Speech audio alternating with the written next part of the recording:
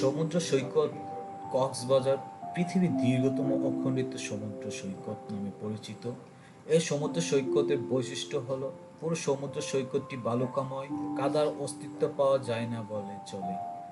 বালিয়াড়ি সৈকত, সমুদ্র সংলগ্ন ঝিনুক সহ নানা প্রজাতির প্রবল সমৃদ্ধ বিপণী বিতান, অত্যাধুনিক হোটেল মোটেল কটেজ, নিত্য নবসাজে সজ্জিত বার্মিজ মার্কেট, সমূহ পর্যটকদের বিচরণে কক্সবাজার শহরের পর্যটন মৌসুমে প্রাণাঞ্চল হয়েই থাকে।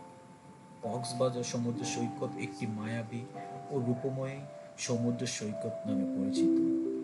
প্রতিদিন প্রতিক্ষণ এর রূপ পরিবর্তন করে। শীত, বর্ষা, বসন্ত, গ্রীষ্ম এমন কোন ঋতু নেই যখন সমুদ্র সৈকতের চেহারা বদলায় না।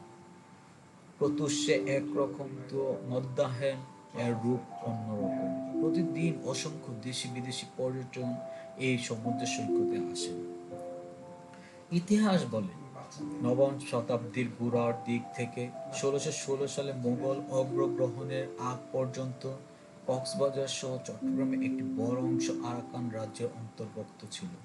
মুঘল সম্রাট শাহ সুজা পাহাড়ি রাস্তা ধরে আরাকান যাওয়ার পথে কক্সবাজারের প্রকৃতির সৌন্দর্য মুগ্ধ হন এবং এখানেই ক্যাম্প স্থাপনের আদেশ দেন।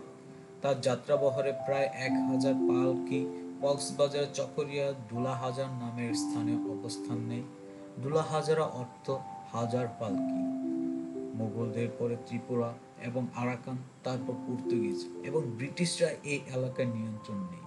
কক্সবাজার নামটি এসেছে ক্যাপ্টেন হিরাম কক্স নামে ব্রিটিশ ইস্ট ইন্ডিয়া কোম্পানির এক অফিসারের নাম থেকে। কক্সবাজারের আগের নাম ছিল পালঙ্কি।